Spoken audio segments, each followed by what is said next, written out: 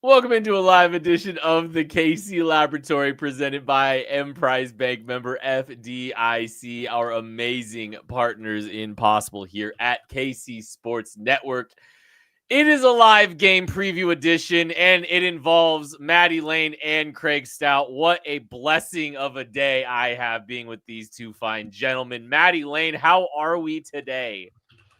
We've been better. The Chiefs are currently winless, right? No, this is not a life thing. You guys both like perked Okay. up like Okay. Well, I had a something moment real. where I was like, "What is my pal okay?" I was Yeah, genuinely worried, buddy.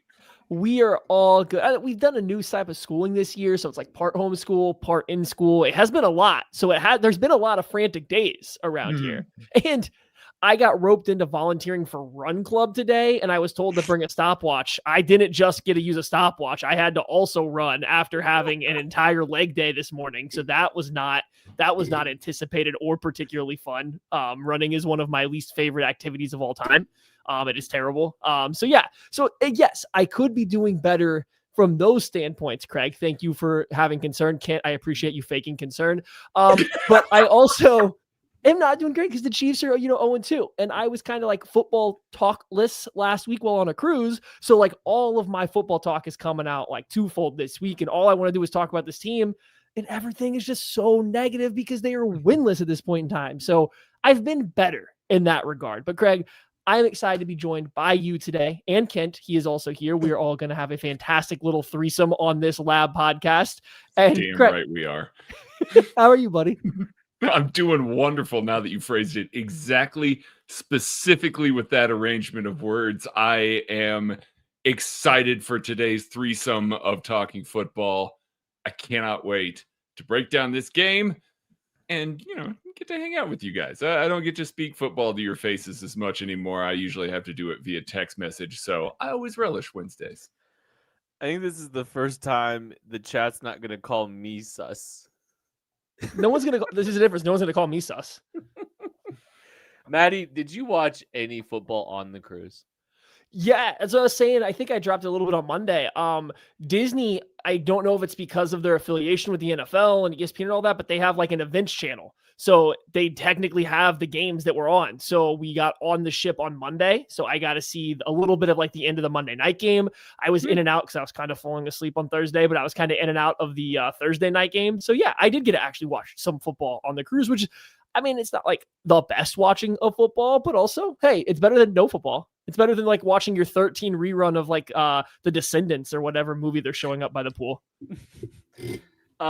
Did you just go to bed at 9 every night? Like it was like with the whole fam, or like did you hang out, or what did you do? So because we have the 17-month with us, like 17-month-old with us, she's going to bed relatively early. Like one night she stayed up kind of late, but for the most part, she's got to go to bed earlier. So somebody has to be in the room. And like we have a room that was nice. Like there was a curtain separating where the kids were sleeping and like where we were, and the TV could pull over to whichever side you wanted it on because it was on like a big extendable arm. So it worked out. But yeah, we were pretty much in the room by like 9:45, 10 p.m. every night. We did late dinner, which probably was the smart move because they didn't have a lot of activity. Like there was enough activities going up to it. But So yeah, we were in bed earlier than I normally would be in bed.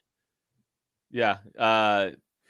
That's cool. I've always wondered that because I got young kids. I want to take them on a cruise, but I feel like you just like you miss out on a decent chunk of stuff. But so if you don't go, it depends on where you go, but like after dinner and stuff, like if it wasn't for the baby, we could have gone up to the pool deck and stuff. And like the older kids would have been fine staying up until 11 or 12, watching movies and doing stuff. So you can find more things to do to stay awake. Yeah, it sounds awesome, man. I'm glad you had fun. I'm glad you had a good time. Drop them off at kids club, go clubbing if that's what you're trying to do. Ken, I don't know what you're trying to get into out on the open seas. Yeah, I don't know. I was just international waters, baby. I'm just curious. I've just always wondered because like we've debated it too, and like it sounds like you were able to figure it out and pull it off. So good on you. I'm happy. I'm happy for you, buddy. Glad you got to watch some football.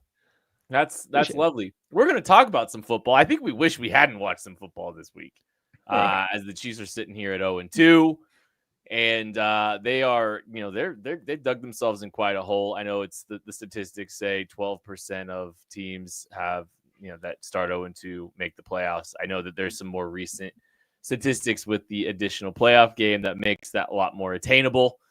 But the Chiefs are in a hole, and they are going to have to fight their way out of it. And it starts this week against the New York Giants on Sunday Night Football in the great state of technically New Jersey, I think. Is it MetLife in New Jersey? But yeah, so let's get into this. Let's get into this game preview.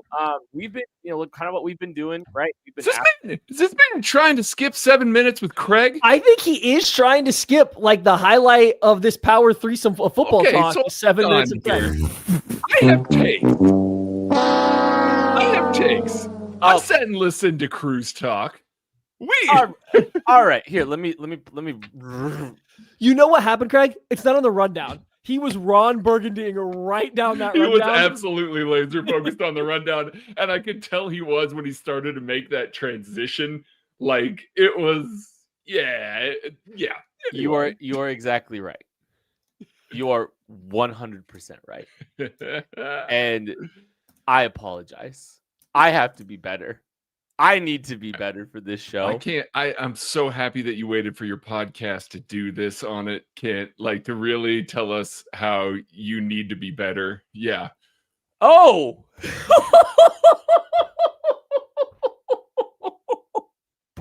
Saved it, huh? Wait, what are you laughing about, Kent? What's so funny? Nothing. No, please explain. I don't get the joke. No, I think Craig trusts the audience. He knows that. I do. You don't need to explain it any further. We have a smart audience. You're also very, very smart right now. I'm gonna restart this show. Maybe not entirely, but from the top. Appreciate y'all hanging out with us tonight. We are going to be previewing. We're gonna be previewing this Chiefs Giants game here in a little bit. But before we do that, we would be insane. We would be crazy. We would be so out of line if we weren't to start off with the segment that is sweeping the nation. 7 minutes with Craig. Tucker, hit the music, please. Hey, everybody. How's it going? This Chiefs team is 0-2 right now. I was kind of hoping when I originally agreed to this segment that was going to be breaking down like a play that I really liked or something like that I really enjoyed each and every week. It's a little tough to find them. And that's because Andy Reid has a major problem on his hands. And I think we've all heard some of the national media start to pick it up. But I want to go back 3 years ago. Let's go back all the way to 2022. We are talking about the 2021-2022 season. The Chiefs have come off. They've just traded Tyreek Hill. They are looking at an offense that frankly is consisting of prime Travis Kelce, still in his prime there, Juju Smith-Schuster, and Marquez Valdez-Scantling. That is the majority of the offense and the way that they have it set up. Andy Reid, knowing full well that he can't run the same offense that he ran with Tyreek Hill, decides, I am going to go back to my bread and butter, my snuggie, my warm blanket. I'm just going to tuck myself into this West Coast offense this mustache, yes, that I love so very much. And I'm going to run the West Coast offense again. I'm going to throw aside this offense that I built around Patrick Mahomes that was lighting up the league, that was really, really good. He runs this West Coast offense. It is the most efficient offense that you could possibly ever see. It was historic efficiency numbers. It was death by 1,000 paper cuts, and you had to be perfect, and that offense was with that group of players. That is why we are where we are right now, ladies and gentlemen. Like, this is why this offense looks the way that it does. He went back to that. He went back to his bread and butter. He went back to his warm blanket, his fortress of solitude, and he ran the offense that he fell in love with and that he incorporated in the NFL. He didn't invent it or anything, but he was running it when he came into the NFL as an offensive coordinator, as a head coach in Green Bay, Philly. That's what he wanted to run, and it worked. It worked so well that 2 more years of running that offense ineffectively, inefficiently, playing in the margins and hoping that your exceptional talent bails you out. And guess what? It has, because you have Patrick Mahomes at quarterback, Travis Kelce at tight end, and you got piecemeal guys here and there. Rashee Rice came into the equation at the exact perfect time to be able to run that offense. Xavier Worthy last year stepped in, was able to get that offense to the Super Bowl. This is a team that has been to 3 straight Super Bowls and won 2 of them, and they are still running an offense that is straight out of 2004. It is almost identical. We have a 2007 Philadelphia Eagles playbook, and this is a public thing that people can go find on the internet. It is exactly what the Chiefs are running right now. If we have that, Jesse Minter has that, Vic Fangio has that, they don't need it. It's predictable. It is consistent. You know what they're going to run on any given down and distance, and that's why it looks so damn hard. They've been able to get by with it because they had exceptional talent that was performing at an exceptional level 3 years ago. Since then, they're living in the margins. They're making plays where they need to.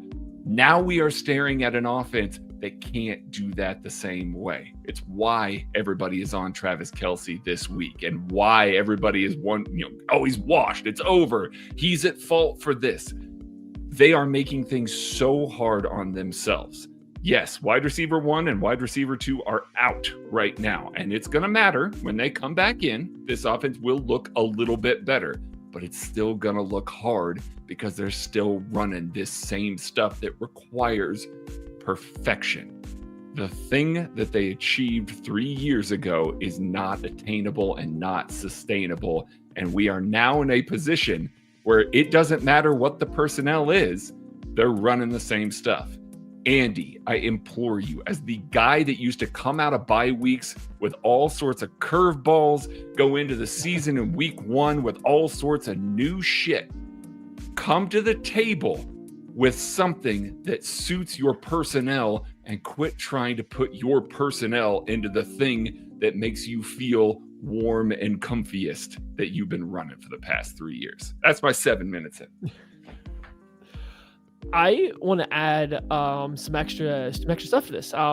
In 2022, I agree with Craig. I think that Andy, coming off the 2021 season and the way it failed, I think Andy he finally had the excuse to go back to his comfort zone and quit having to operate out of it, right? Like, Andy's a relatively risk-averse guy. He wants to have a little bit more control. He would rather the ball probably not fly as far downfield. He would rather pick up first downs and just matriculate the ball down the field and play a 3-0 victory, right? And then that's his dream goal, right? It's 3-0. He wins, he shows nothing, and they keep the ball. So coming off of 2021, where it did seem like they kind of shot themselves in the foot trying to do too much, perfect time to go back to the basics, perfect time to rein it all in.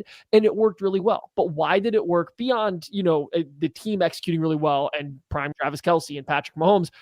Everybody's also trying to transition to this too high Vic Fangio centric defense, but they haven't got to experiment with it. They don't know all the rotations. They know what they're doing, but they don't know why yet. They haven't mastered it. So now they're just all playing these super soft, too high shells and giving the Chiefs all the space underneath. Right? They're just giving them the space, trying to figure it out. What you see, the teams that knew how to run it, they're doing a better job of closing that gap. Like, still, we go back to that 2022 year, teams that were really good at running that same, Fangio style too high system. They didn't create it, but that style of defense, they were doing better against the Chiefs than other teams were that year.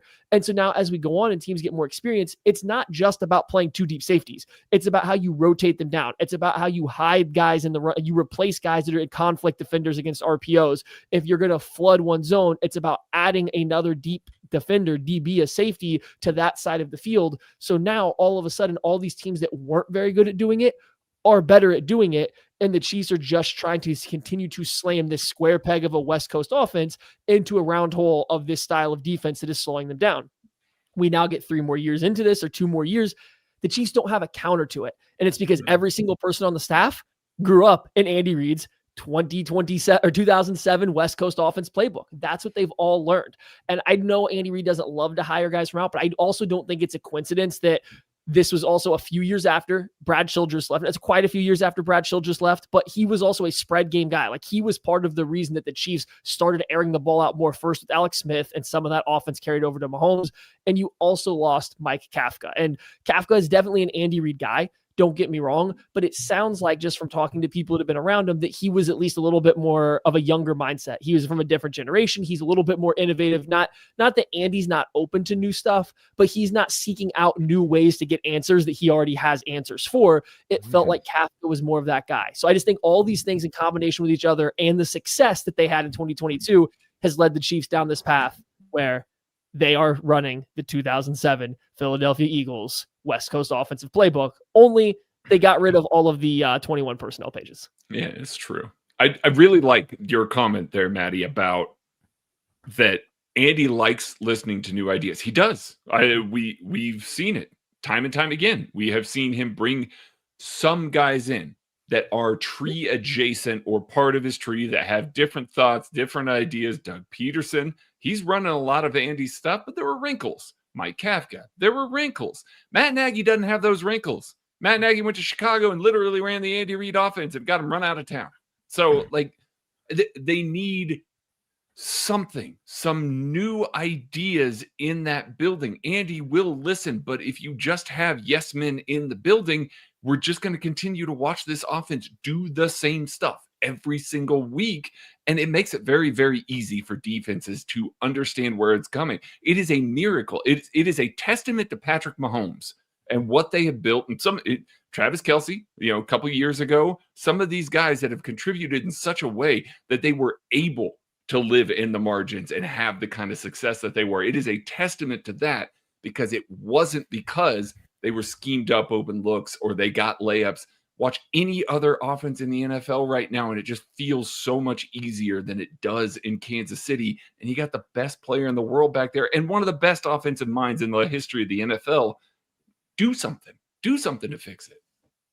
There's a couple of things I think, like personnel too. Like I don't know how conducive it is right now as it sits here to that anyway, right? And you don't have great yak ability on the field right now. Travis ain't getting you it. Tyreek Hollywood was good for Hollywood. I mean, even Xavier Worthy in some spots, like there's some yak ability, but like there's some definitions to it, right? And there's some terms that you have to agree to for it. But the other thing is, like, you talk about staleness. The coaching staff's not turning over organically with promotions to other places or opportunities elsewhere or head coach jobs, right? Like that whole thing is kind of taking its course too. So you're not seeing opportunities really happening within the offensive side of the coaching staff as well, just organically coming open. And so now it's just the band is staying together because the band doesn't have anywhere else to go right now either. So I think there's a little bit of that too. So if Andy wants to make those, he's going to have to make decisions about it. If he wants to, try to keep the offense evolving, or if he wants to lean on the things that this staff has been doing for so long. I think we've kind of seen some things that are giving you some pause about all that. But opportunity this week to change that theme a little bit, and hopefully they're able to do that. Calling all Chiefs fans, you could be on the field at the 50 inside GEHA Field for the official coin toss at a Chiefs home game this season. Visit Chiefs.com/GEHA now. Enter to win a chance to be on the field for a once-in-a-lifetime view of the pregame coin toss. Plus, you can score other exclusive prizes. Enter for a chance to win at Chiefs.com/GEHA. GEHA is the proud partner of the Kansas City Chiefs. We're going to take a break. We'll be back right after this. Looking for tickets for your next event? Tickets for Less is your #1 source. Save big on every purchase when you use promo code KCSN at ticketsforless.com. I'm Brett Goodwin, one of the owners of The Learning Tree. The Learning Tree is a neighborhood toy store in Prairie Village, Kansas. This has been here in this location since 2000s, and my husband Alan and I purchased the store in 2023. Alan and I grew up in families where we've always wanted to have a business together. Alan grew up, for instance, his parents had a jewelry store. I worked in a local toy store here in Prairie Village when I was growing up. When this opportunity happened in 2023, we knew right away we wanted to contact them and pursue the store. We wouldn't have been able to get the store without the team at Emprise Bank. From the day we contacted them, they knew what we needed to do, which was very helpful. I would absolutely recommend the team at Emprise Bank to anyone looking to secure a business. We worked with Emprise from day one. They were extremely helpful. They were always great resources. We talk to them frequently. They know the area. They're very friendly. We know who we're going to talk with, and they know what we need to do. We hope we'll see you at the Learning Tree. What's up, guys? I'm BJ Kissel, founder and CEO of KC Sports Network, and I'm here to talk to Kansas City businesses. If you rely on technology, you need an IT support team that's not just another vendor, but a true IT partner. That's why I want to introduce you to my friend and neighbor, KJ Miller. He is a VCIO at ThrottleNet, the Midwest's highest rated and most reviewed IT support company. They've been in business for more than 25 years, helping companies stay secure, productive, and ahead of the curve. They aren't just IT support, but they provide data security, IT strategy, and cloud software services. They do it all, and their reviews show they do it better than anyone else. So if you want to hear about how ThrottleNet can help your local business, join the conversation with myself, KJ Miller from ThrottleNet, and our resident genius from KC Sports Network when it comes to IT, at least as he's affectionately known by us, Mr. Craig Stout. Click the link in the description to hear how ThrottleNet can help you.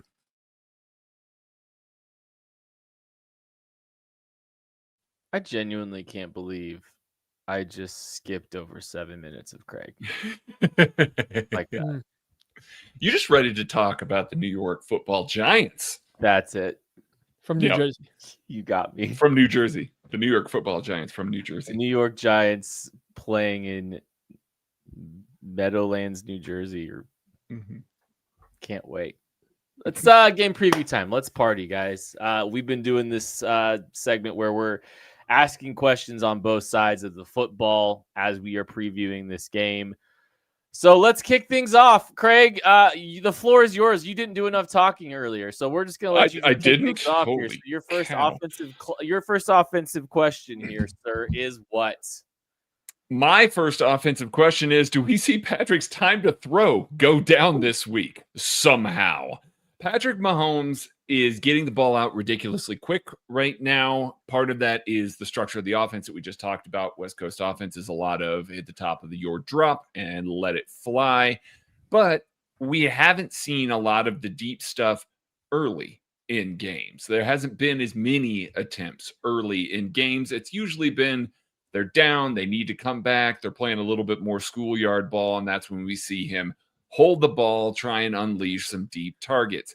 This is a ridiculously good New York Giants front. The entire defensive line is capable of rushing the passer at a high level, and they have possibly the defensive player of the year this year in Dexter Lawrence, certainly the guy that I believe all of us ranked as the top defensive tackle in the league. Just an unbelievable talent in the middle there, and they've got guys that can rush the passer from the outside. Brian Burns, they've got Abdul Carter, they've got Kayvon Thibodeau. It is a scary group to have to sit back and drop and try and throw a little more down the field or have to go through your progressions. That's what this offense needs. They need to be a little less hit the top of your drop, let it go. It allows people to key off the first read. It allows DBs to play a lot more downhill when the eyes rotate to one side of the field. They're probably not making it to the other side of the field because he's trying to get the ball out pretty quickly there. Makes life a little bit easier on the safeties. Josh Simmons is coming off the best game of his young career. I'm including preseason in that he had a really terrific game this past weekend, and this is going to be a ridiculously tough matchup for him. If he can stand up, if he and Jawan Taylor can protect the edges, they can double a little bit on the inside. Jalen Carter was a little bit of a mess for the Chiefs offense, but not as much as I thought he might wreck it. If they can do the same to Dexter Lawrence, doubling where they need to, the Giants are going to blitz. You have to be able to make the right read, make the right throw. But when they don't, you got to be able to sit back there and pick apart this defense that is ripe for the picking. They are not a great passing defense right now. They are currently last in the NFL overall, including rushing and passing in EPA per play. That is awful for them. They are bottom 3 in passing EPA per play, worst in rushing EPA per play. There are opportunities for this team to line up, run the things that I just got done talking about that I don't want to see them run anymore, but they can run them against this defense. It's just if they have to get the ball out quickly because this defensive line is living in the backfield, it's going to be a tough day once again with those defensive backs able to just collapse on everything immediately.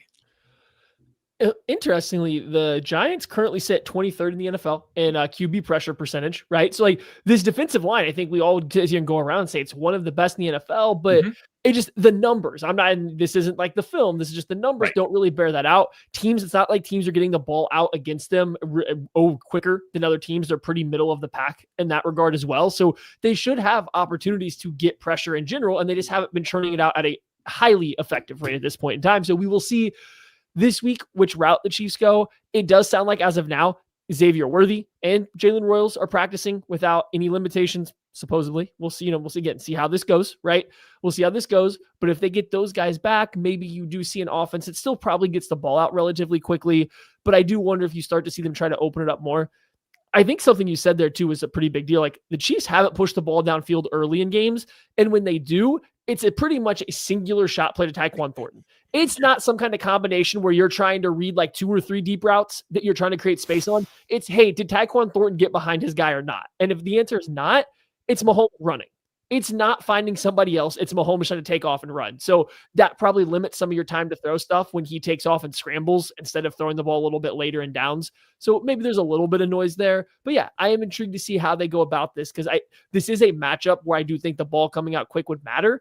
But the thing is, the Chiefs, unless Worthy comes back and is healthy, or Royals can make a bigger impact than we expect, what is the benefit to throwing a 5-yard pass to any single receiver on this team, this roster right now? Like, there's just no point. There's no upside there right now. So, I don't know. Let's do something different, but we'll see. There was one series they just stood up and threw like hitches for 7 total yards back-to-back attempts. Got to 3rd and 3, and it's just like no yak, no nothing. Like, teams are just so comfortable closing on the football. And I think teams, like you talk about, like some of this, like the 2 deep structures, they're getting a lot better at closing and preventing yak, not just with the Chiefs, but with other teams as well. Throw my question up. I think it kind of ties to some of this. Please, Tucker. Does Mahomes look to push the ball down the field? That's my question for this week. And like, I think, the personnel will be more apt and more capable of being aggressive down the field, right? Tyquan Thornton, like there's something cooking there, right? I think he's doing some good things. Already got like 100 yards receiving on the season through 2 games, which is great. It's one big vertical pass play game. But, I think you see Xavier Worthy here too. And I don't know how they're going to funnel the offense through Xavier Worthy, or if they're going to funnel the offense through Xavier Worthy. Are they going to try to protect that shoulder? They had some stuff cooking very obviously in week 1 for him. That was going to be the behind the line of scrimmage stuff. That was going to be now routes on the edge, some of those kind of things. Like, I think they had a plan for him. Do you protect him by just, from some of those shots and some of those hits by just letting him go and push the ball down the field a little bit? You talk about some of these deep combinations. Well, you've got a couple guys that can really push that football or really, really go and get the ball down the field. If Xavier Worthy, Tyquan Thornton, you can put a safety in conflict, you can create some problems. So I'm fascinated to see how aggressive Patrick Mahomes is. Do they have the time? Do they intentionally make some attempts down the field? Like, do they move the pocket? Little pocket roll and some vertical stretch. I'm fascinated to see how aggressive the Chiefs get here, especially knowing that Xavier Worthy is back in the fold. I mean, yeah, that's the biggest part of all of this. That is the one thing that I think that we've seen that could help this offense continue to run the way that they want to do. You got to hit on those. We talked about it, all last year, all the year before. If everything is short and everybody doesn't have to respect the speed that you put on the field because you're just not able to complete those passes, well, then they're not going to cover them. Tyquan Thornton is wide open against the Philadelphia Eagles. Guess why? They didn't care. First of all, they're up 2 scores at the end of that game, but also, hey, we need you to show that you can beat us in that way before we're really going to focus on diving in and covering that. That is the quickest way to try and make this a lot easier on Rashee Rice, Hollywood Brown, Travis Kelce. get guys to where they can't just collapse immediately on that. Go out there and try and throw a couple of Tyquan Thornton early. We've seen it's taken 2 before they've really connected. It's usually the third one that they connect on. Go and get those first 2 out of the way early. At the very least, put something in the back of the head of the New York Giants defense that, oh, hey, they're really coming out here and they're trying to hit these early. They're, max protecting, they're rolling the pocket, whatever they need to do to buy Patrick that time. Throw it. Make them have to go and respect it a little bit more there in the hopes that you can play some of that shorter stuff. I'm all on board with throwing early and often deep against this New York Giants defense. Yeah, let's wait until the game's a 2-score game and then trying to push the ball downfield, mix it in a little bit earlier. And the way they're doing it, again, it's not like they're having these incredibly long developing plays. It's just, hey, does Thornton get behind his guy or not? You can put that on a little bit earlier. And yeah, maybe Mahomes will miss the first one. Mahomes is still hitting it like 50% of his just true deep shots right now. That's really good. That's like, if you extrapolate that out over the year, that's like top 3 in the NFL last year hitting at those. So sign me up. That big miss against Thornton looks really bad, right? Like the miss where he's wide open looks bad. But if you look at some of the others, like the underthrown ball, that was very catchable and probably the right place to throw it. Thornton is hard catch, so it's not a drop, but like that's a catchable one. The one did sail out of bounds a little bit. So like I'm not blaming Thornton, but we also saw Nico Collins catch a ball that was even worse thrown the very next day on a Monday night, right? So it's not like every okay, but I'm just saying it's a catchable football, buddy. I'm just saying it's not like you're like, well, Nico Collins did it. One of the 5 best receivers in football did it. I too want Tyquan Thornton to be Nico Collins. I'm on board with you, Maddie. Yeah, I don't know why Kent's against this. It seems like it would help the team quite a bit. He was drafted earlier, so why is it impossible? All right, let's throw my first question up. Let's get us back on track here. I don't know which one's first for me. Get out of shotgun and get under center. This is, I guess. Hold on. Is it? Oh, he's get out of shotgun and get under center? You just it's a statement. There's no question here. There's definitely a question. Do they do it? Can't. That's the question. And you want me to add, do they get out of shotgun and go under center? They're talking about it for some reason right now, and they don't do it. They threw 25 passes not off play action last year from under center. And we got Andy Reid up here talking about how Patrick Mahomes is comfortable with that and wants to do more of it. I don't know. Maybe do that then instead of going in shotgun and throwing all of your quick game. So I'm just curious as if they do. It felt like they did it a little bit more against the Eagles and the Chargers, and like it's just by a very small amount, but it just feels like it's something that they're trying to incorporate a little bit more. I thought it was interesting that I was already working on this thread, and then that comes across in a presser today that Mahomes feels more comfortable. So this is a twofold. Like this isn't just the pass or just the run game; it's both, right? Find a way to do both. The Giants' run defense right now is one of the worst in the NFL. They're bottom 5 in just about every category you can find: stuff percentage, GPA per play, successful rush against, explosive plays. Terrible run defense, despite having this awesome defensive line. Well, Chiefs run blocking has been quite poor for many of reasons. Tomorrow on KCSN.com, I actually have an entire article going over a lot of the reasons why I think it's bad. So rather than say it all now and then spoil the article, you're going to have to go click. You have to go subscribe and get it all there. But needless to say, Chiefs run game hasn't been good. I do think they could benefit from getting under center a little bit more, trying more of their, wide zone, tight zone stuff from under center, but also getting a pass game that kind of marries with that rather than just having them 2 completely separated concepts. So let's see if they do it in this game. They keep talking about it, so I do wonder if it's finally coming. Yeah, I mean, I why else do you say that then? I mean, like that's the part that I struggle with here. It's not something they practice. It's not something we see very often. And frankly, it hasn't been particularly great all the time that they've tried to implement it there. So what is that about? Are you trying to run more play action? Are you trying to get them to commit to the run a little bit more? What are you trying and hoping to see from that? Maddie, you joked that we, have scrapped all the 21 personnel stuff out of the 2007 Philly playbook. Maybe it's coming back, baby. We're getting all of it in there. I don't know. I wonder why this week specifically that got brought up. That's intentional. Andy is very intentional with the things that he says in his pressers, and the fact that it came from multiple different sources, it got talked about as the thing that Patrick is getting a lot more comfortable doing. Are they planning on leaning on it a lot more? And will it be more effective than some of their more shotgun heavy run attack? I like the idea of, especially with the way Mahomes has used his legs and putting him on the move a little bit more. Like, I think you do some under center, some boot game, some rollouts. Like, there's some, some additional elements that you can use. And then, like, I think the additional elements to protect him, for getting these vertical shots down the field. Like, some of their attempts to try to run deep, like the deep passing game out of gun, weren't particularly strong last year. And so, like, this could be an avenue that, like you said, marrying everything together, helping give your receivers some releases here, and some easier releases and times to get to spots, and maybe running some of these deep crossers off of the run game, getting under center a little bit more, and maybe it'll help the backs. Like, maybe it'll help the backs a little bit more to get some under center runs and some more downhill runs too. Like, I think that can matter. Is if these guys might be a little bit more equipped. And, like, I think we've seen that in the past. I think with Pacheco, when they've done some under center stuff, I think he's looked good in the past playing, running from under center.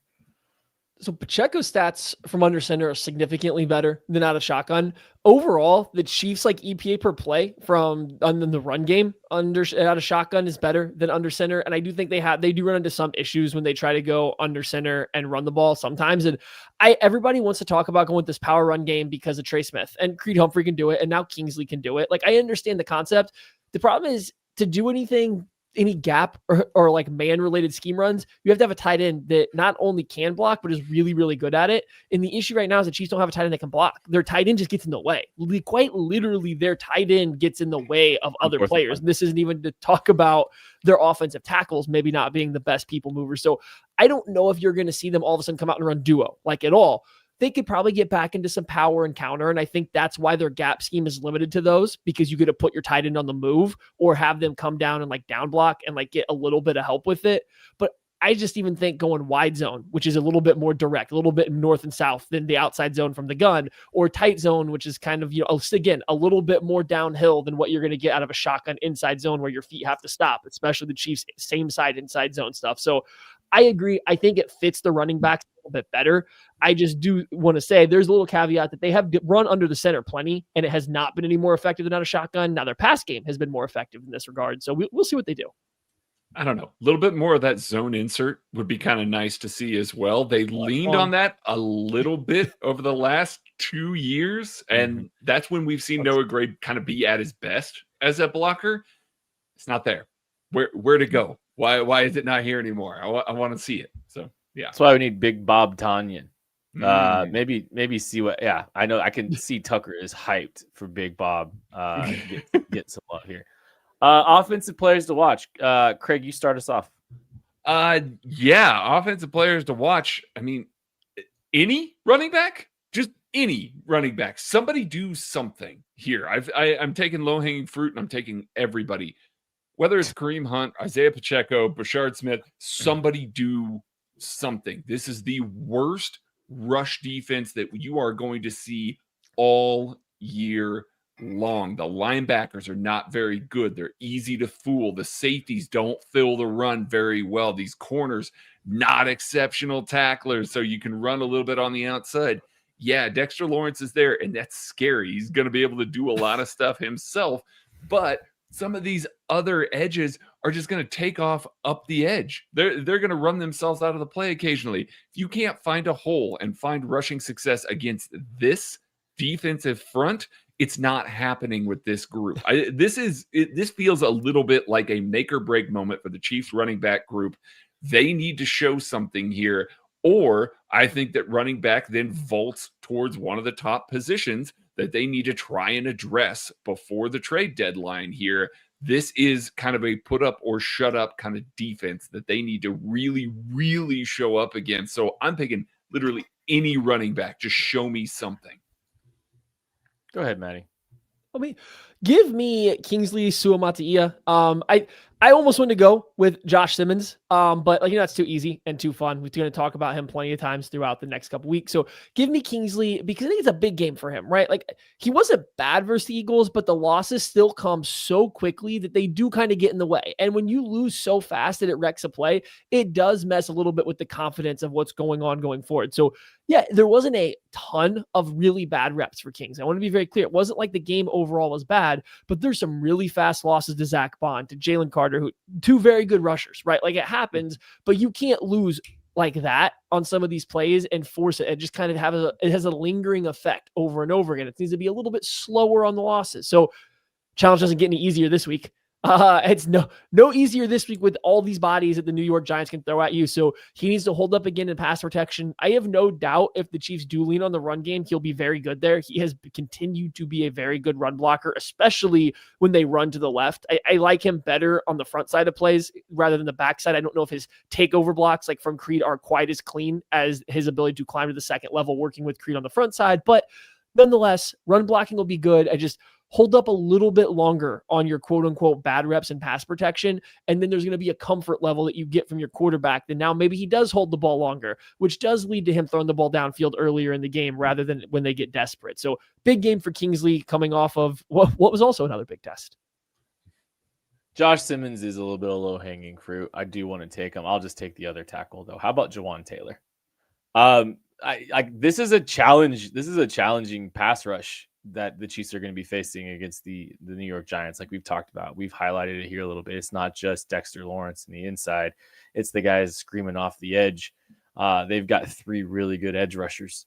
They've got, Brian Burns, Abdul Carter, and Kayvon Thibodeau all at their disposal to rush off the edge. So this is a big challenge for this group. And, Jawan getting a little bit called out by the offensive coordinator about the penalties that have to be cleaned up and how they can't happen. That's not normal procedures for the Kansas City Chiefs and their press conferences.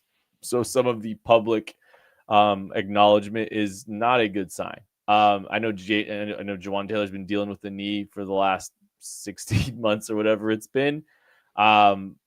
But like the sample size has to get better. You got to get more trust back with this offensive line. They got to get more trust back with this team, and a penalty free day, some quality reps as a pass protector, and maybe even a couple decent run blocks would go a long way for this team, earning the trust back of Jawan Taylor, because it does feel like there's been some.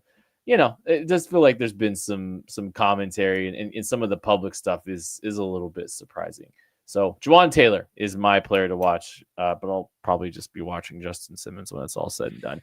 We do want to go check out Benny's bet for Chiefs versus Giants. Benny Heisler, what you got, my friend? Hey, what's happening, people? It is Benny Heiss, KCSN betting analyst. We got some thoughts. Chiefs and Giants, Sunday Night Football. You panicked yet? You're worried about this 0-2 start? Is the sky falling?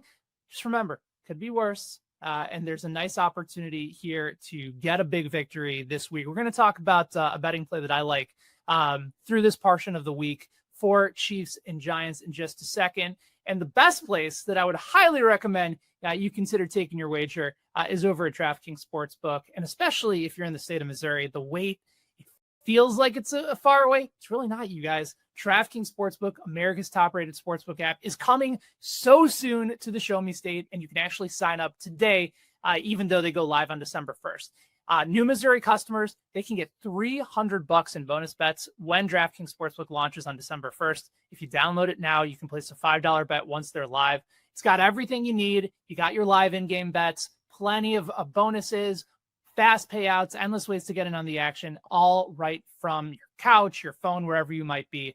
And remember, once they are live in Missouri, you're going to be betting with the Sportsbook app that is trusted by millions with safe and secure payouts, fast money withdrawals. It's the easiest place to be able to place your bets and make the action come to you. As for this game, some intriguing numbers here, right? Chiefs 6-point favorite, coming off only the second time since Mahomes has been their quarterback. He had been a home dog. And again, not the result that the Chiefs were looking for here. But we are seeing a bunch of money coming in on Kansas City. They're at -6 over DraftKings Sportsbook, at -110 on both sides. 88% of the handle right now, the money coming in on the Chiefs. And that makes sense because initially the line opened at 5.5, reopened over the course of the week over at DK Sportsbook. We've seen that number get pushed to 6. So 88% of the money compared to 73% of the tickets. We're seeing a little bit more of the public bets come in on the Giants relative to the money. So an intriguing sign there. Also, this is going to be a game that is going to be a very popular play on teaser bets. If you want to take the Chiefs and just move them from -6 over to a pick 'em, pair them up with another game to move the line 6, you're going to see that as well. Here's where I'm curious to talk things through. I am on the under at 45.5, -112. You might be thinking, well, wouldn't you just rather get it at 46 or 46.5, 47? Yeah, but this is the number that it's at. I've also seen other sports books move this line to 44.5, and I expect the line to continue to move backwards. So you're getting a pretty good number here for Kansas City. Remember, the defense, other than week 1 against the Chargers, really not the issue. And I know that the Giants in week 2 look good, but the Cowboys are a mess defensively. So I'm not really taking all of that. And considering the fact that the Dak Prescott might be playing some of the best ball of his career, even these first couple weeks, I don't think there's a whole lot to really gain from that. I think the Giants got things going. Malik Neighbors had some plays deep. I expect the Chiefs to be able to contain them. And also Russell Wilson's had plenty of struggles going up against Steve Spagnuolo's defense. We've seen that in years past, not just with the Broncos, but also during his time in Seattle as well. I like this play for Kansas City. We know that in the second half, this is a team that is going to rely on their running game. There's nobody right now on this team that's going to be able to move the ball downfield unless he's throwing it up to Thornton. So I think Mahomes and company will be perfectly fine playing out the clock in the second half, nursing that lead, and just slowly killing the Giants in their home stadium, where, let's be honest, they've been an atrocious home covering team.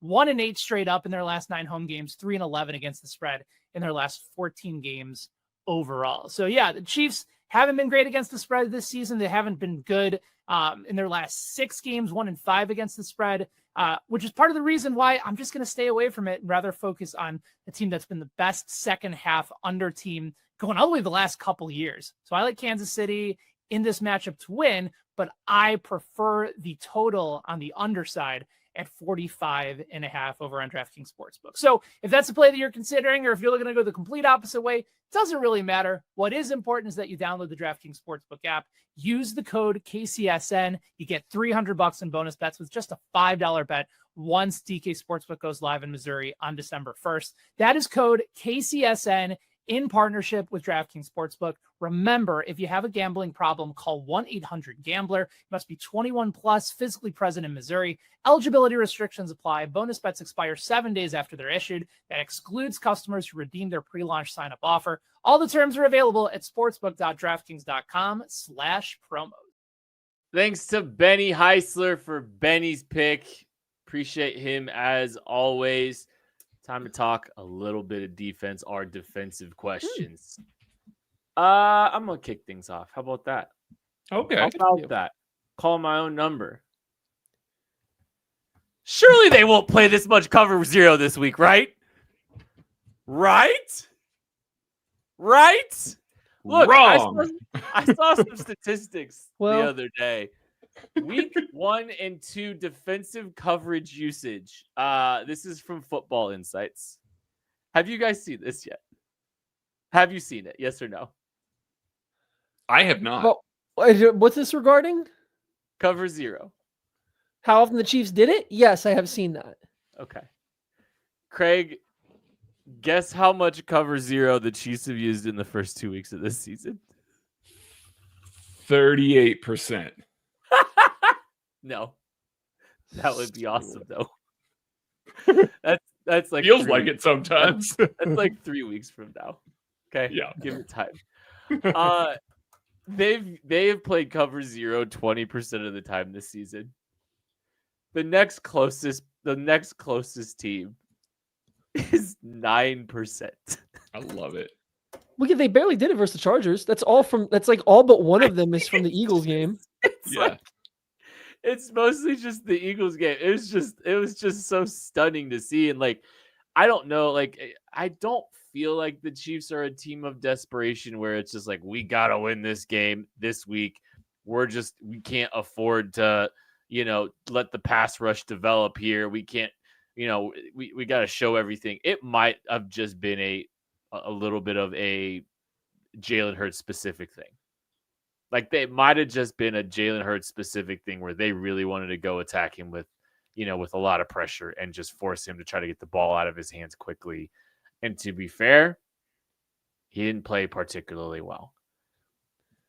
But I think the problem for all of us fans watching this is, like, we saw how bad the pass rush is last week. I don't know what to make of the first 2 weeks of the defense. And Maddie said it, I think, about this game. Like, is it a repeatable game? Is this telling us anything?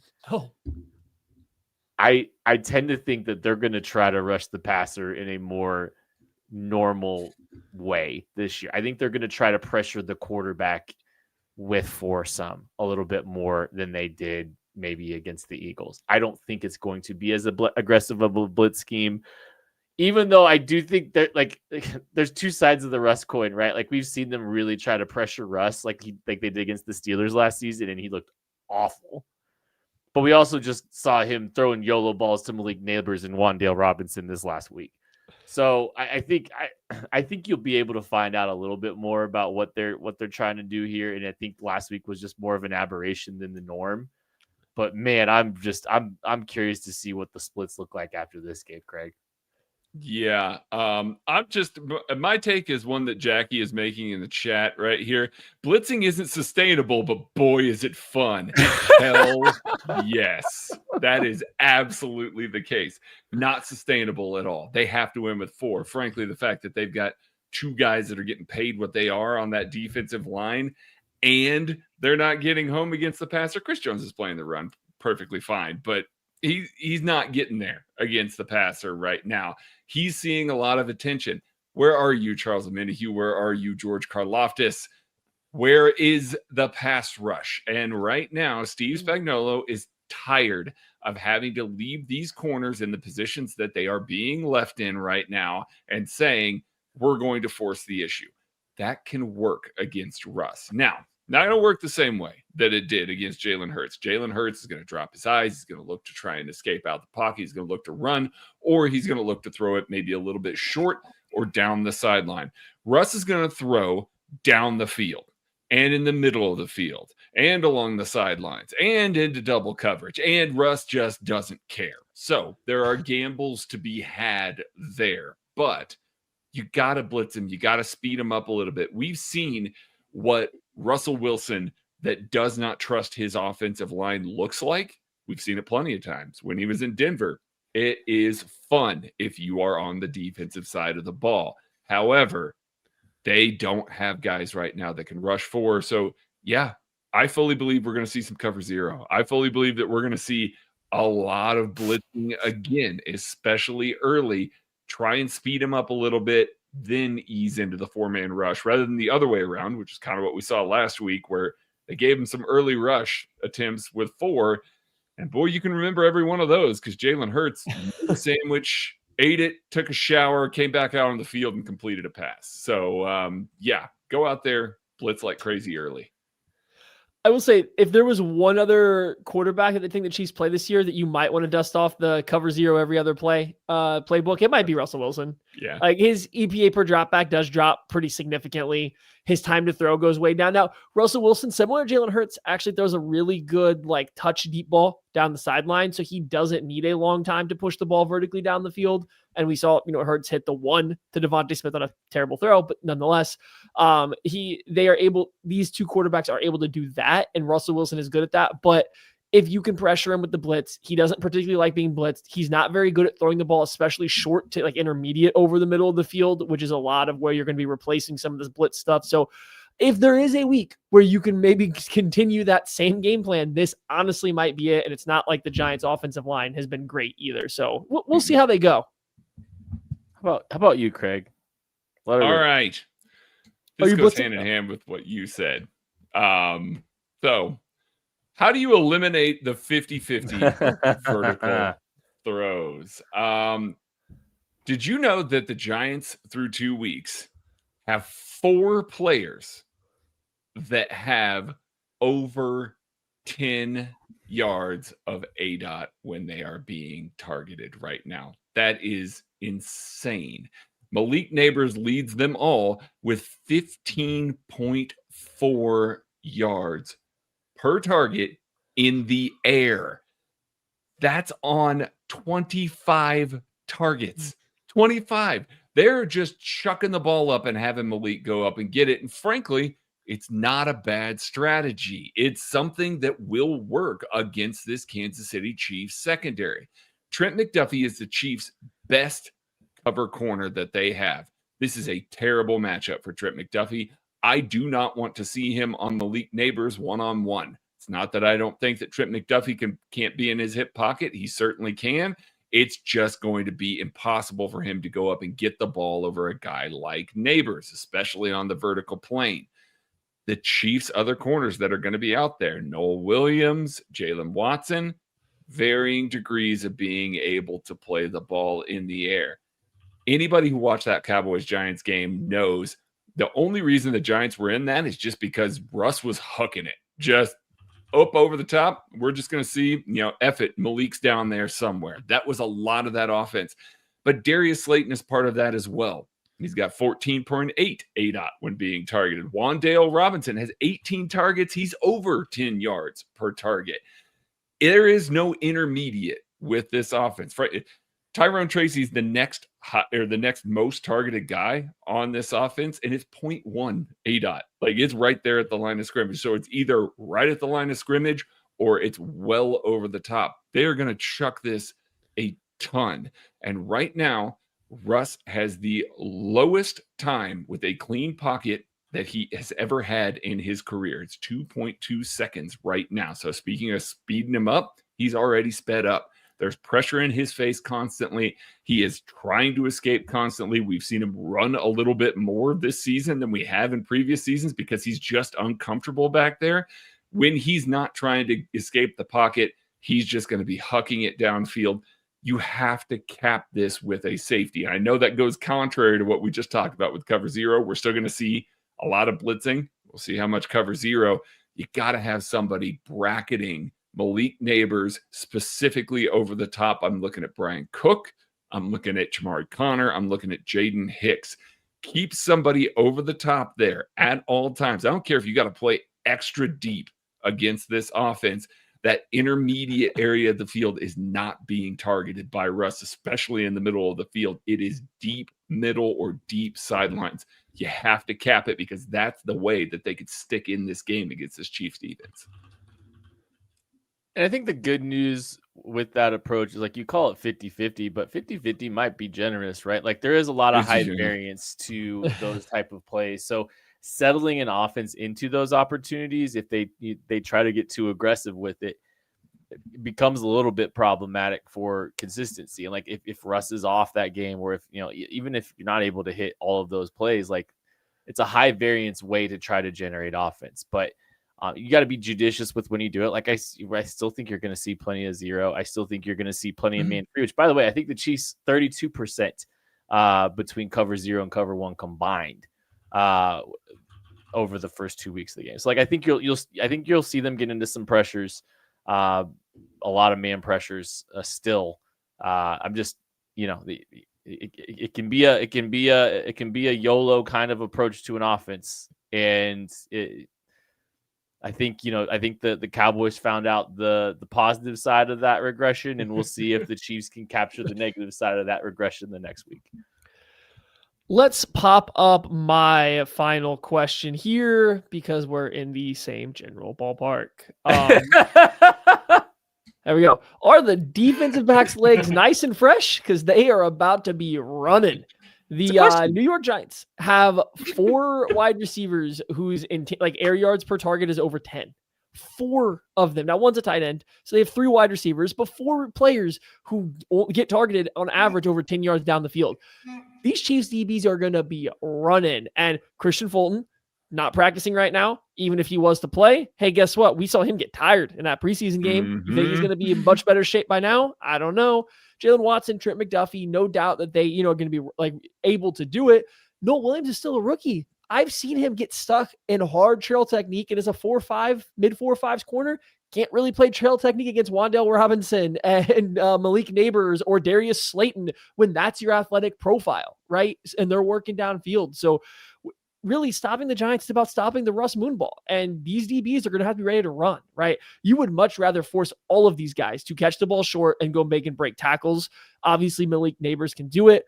The other guys are very tackleable. Like, they don't break a lot of tackles. They don't make guys miss. So just be ready to run.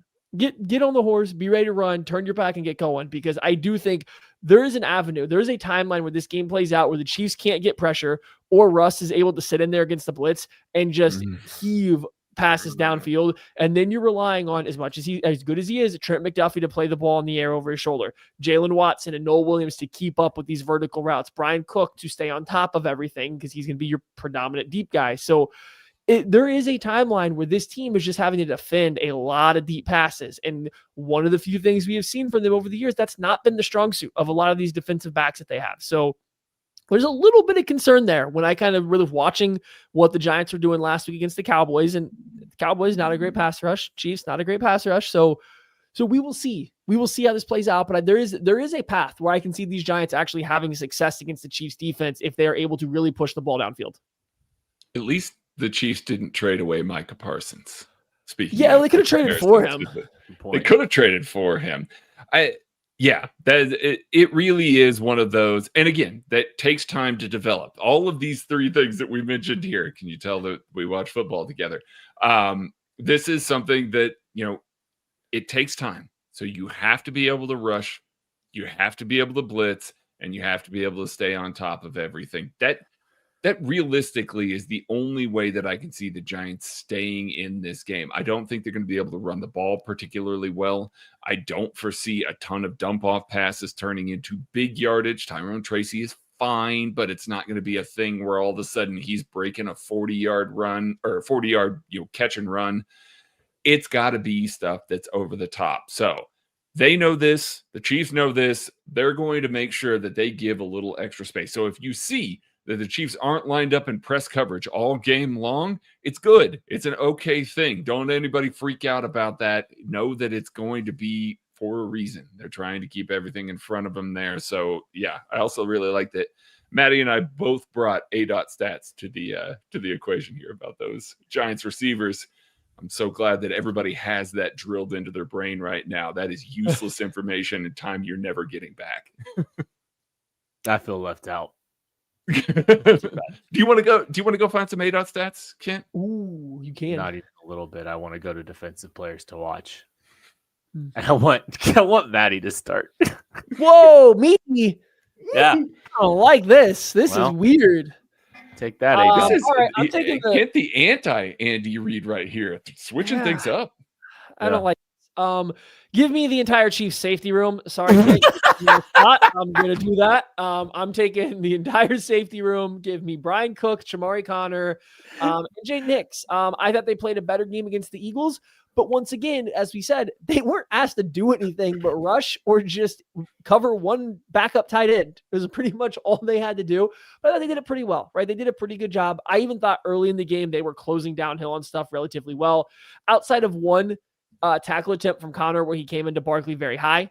The tackling was really good. And even that, he had already tackled him, I think, once or twice by coming in above the waist. So I think he was feeling himself a little bit. And, that ended poorly. But still, I thought Connor played a good game. I thought Hicks didn't do quite as much. But he didn't play as much as the other guys. I thought Brian Cook played arguably his best game since his bad ankle injury a few years back. So I'm excited to see them build on that. Very specifically, I want to see Connor in coverage because he is clearly going to play. He is going to play. He continues to play 100% of the snaps. He is going to play for this team.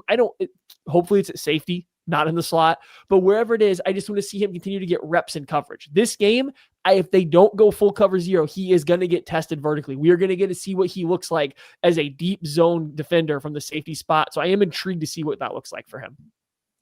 What you got, Craig? I'm going Chris Jones. The last moments that we saw Chris Jones on the field, he was talking shit to an Eagles team that was kneeling out a victory to send the Chiefs to 0-2. Chris has had a lot to say so far this season. He's made some choices that Justin Herbert ducking inside, making an inside move instead of contain, which would have hopefully kept Herbert in the pocket there and maybe allowed the Chiefs to get the ball back. I have to see a good Chris Jones game. You're talking a lot. You are out for these numbers, for these pass rush numbers. You even said last week, said Spags is going to kill me, but I'm going to defend the run on the way to playing the pass. It's like, man, if you're going to do that, let's see what you're doing against the pass. This is a terrible offensive line. This is a terrible matchup for the New York Football Giants. They are not in a good spot to defend Chris Jones. It's John Runyon at left guard. It's Greg Van Roten at right guard. And John Smith's Jingle Jacobheimer, whatever his name is, at center over here.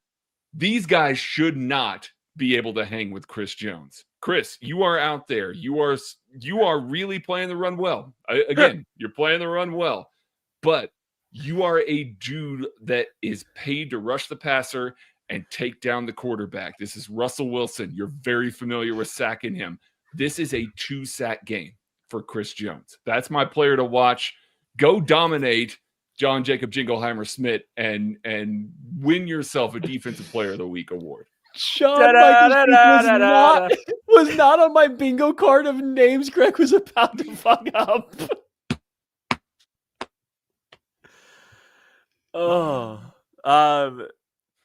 John Runyon and John Jacob Jingleheimer Schmidt were both John Michael Schmitz Jr. That's very, very, very close to John Jacob Jingleheimer Schmidt. I don't know what you guys are talking about. Both were limited participants in today's practice, and that's why I am going Omar Norman Lott, who is not on the injury report for this week's game.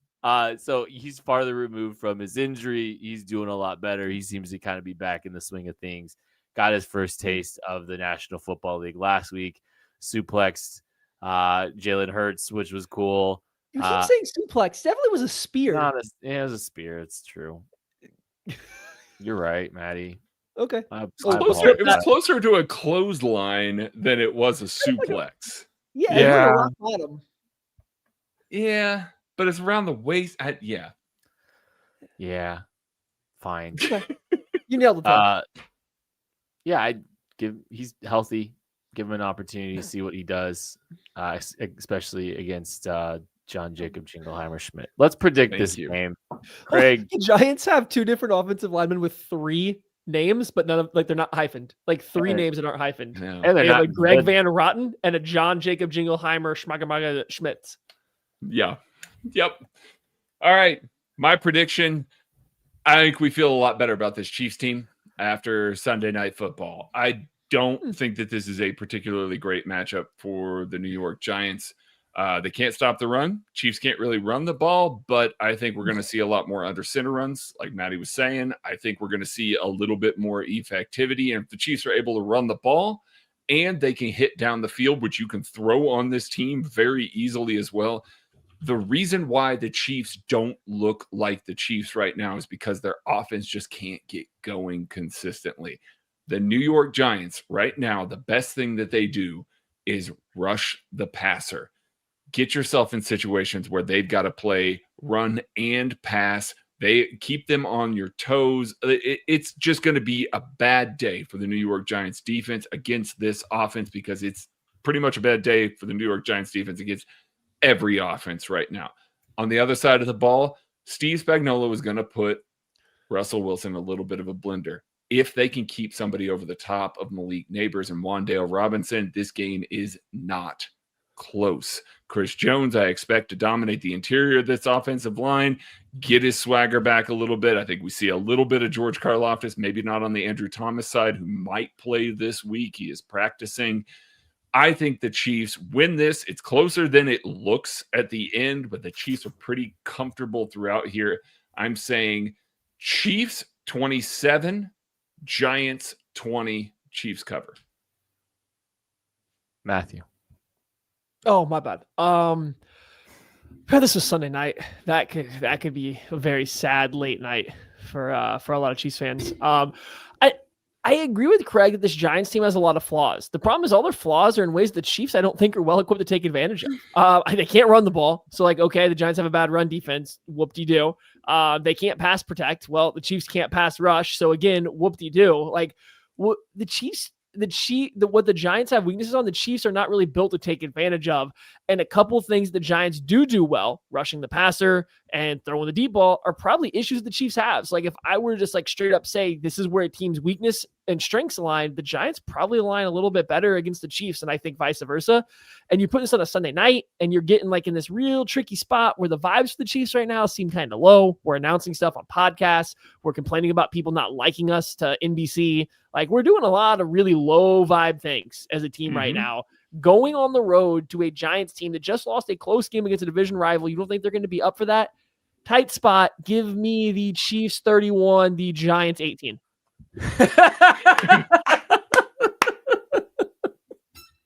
All of that lead up to pick a way bigger spread than I did with my confidence. Nothing has to the make first half, though. sense. Nothing really has to make sense, though. Like that's the truth of the matter is, and it's a 2-game sample size, and we can't make sweeping declarations about a lot of things right now. It is very early in this season. What did we just do for the past hour? The Chiefs have time to right some ships, and like I don't, just because the Chiefs haven't run the ball doesn't mean that they might not find something this week. Finally, I think they find some things finally on both sides of the football. I think they look a lot better than they have in the first 2 games of this season.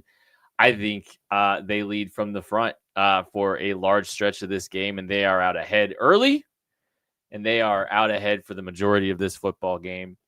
I think it's not quite it's a get right. I mean, I think you're going to walk away feeling pretty good and finding some things here. I don't know if it's an entirely a get right where they're just going to, it's not going to be like a 35-0 kind of thing, but I'm going to go 27-17. The Chiefs win, signs of life on both sides of the football, and the season starts in earnest for all of us. We get back into it, and here we go. That's going to do it for this episode of the KC Laboratory. Thank you all so much for listening, watching, and supporting. Make sure you're checking everything here on KC Sports Network, and make sure you're checking out the KCSN post-game show immediately after the Chiefs beat Dangerous Wilson and the New York Giants. We love you. We appreciate you. We'll catch you later. Everybody's got to eat.